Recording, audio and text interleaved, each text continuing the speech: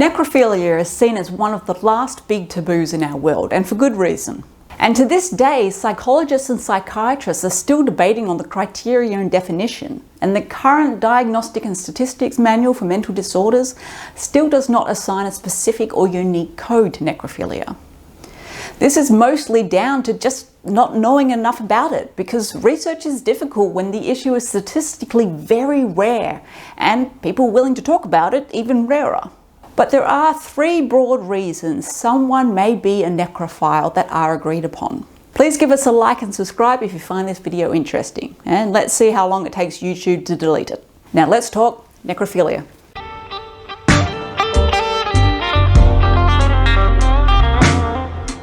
Let's get some facts and figures out of the way so we're all on the same page.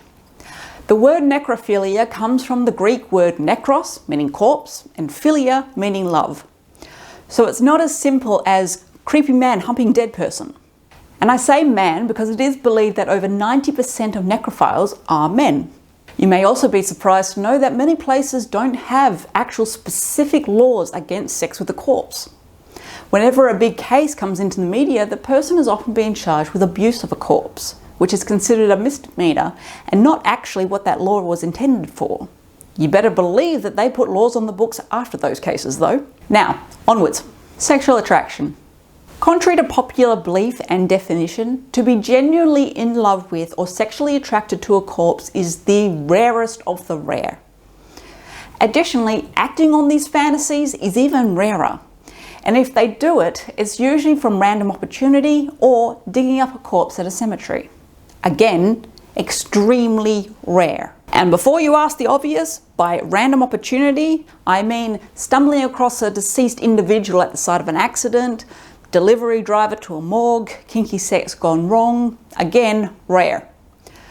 Though digging up a corpse from a grave is more likely. As I said, most people with this fetish or fantasies of it never act on it, instead keeping it to their own self-love time. They would be classed as pseudo-necrophiles. Now, from a psychology standpoint, there is nothing wrong with this fantasy. Fantasy and fetishes are only considered a problem when they significantly impede your functioning in one or more ways. Getting arrested would certainly impede one's functioning.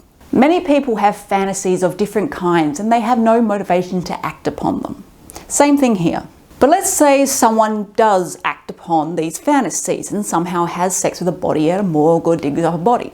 What are they sexually attracted to? It could be the way that decomposition feels. It could be that they find bones sensual. It really depends on the person. Like anything that someone finds attractive, it is defined by what that thing means to them. Power.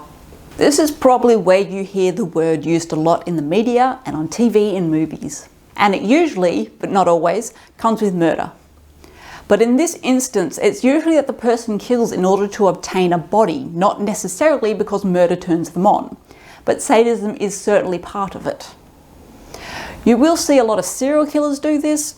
You will see domestic violence perpetrators do this after they've gone too far. And those blokes who get pissed off by being rejected and then kill the woman are also likely to continue their power play with this. The media will profess that this perpetrator committed necrophilia, but there was nothing about love or sexual attraction to this kind of power play by the perpetrator. They wanted power over the victim even in death. People who have sex with a corpse for the feeling of power should be of concern to your community. But it is likely that this person is already known to authorities for other crimes. This need for power over others doesn't just come out of nowhere and will likely be seen in other parts of their lives as well. Fear. If someone with necrophilic fantasies attends therapy, it is usually because the reason behind it is fear. It's not necessarily that they're attracted to a corpse, they just want a safe sex partner. They usually see themselves as socially awkward and usually have both a hate and fear of women.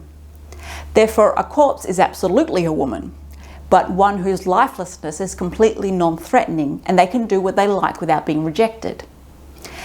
And before you say it, yes, the problematic incel community does perfectly align with this. And yes, these people's need for necrophilia can change from fear to power as mentioned above, no doubt. Now, these people in general have no intention of murdering someone. So how do they go about meeting these requirements? Sex dolls is one way that's quite common, especially as they're slowly becoming more lifelike. Prostitution is another way. Some sex workers cater to this desire by powdering themselves to mimic the paleness of death, dress in a shroud, sometimes in a cold bath, lie very still during intercourse. Any movement on their part would of course inhibit their customers' sexual arousal. If you ask why they can't just get a partner to do this, remember the socially awkward fear-hate part that we just talked about. Also, a business transaction likely feels less threatening to them. So there you are, sexual attraction, power, fear. 3 reasons necrophilia exists. They are not the only reasons by any means, but they are the main reasons that have it lasting long term in a person. And also, let me point out, to be very blunt, no one is humping your dead mother at the morgue or funeral home. Necrophilia is so unbelievably rare and to be acted upon even rarer. And if you believe this, then quite frankly, you've let the media manipulate you. Now go talk death.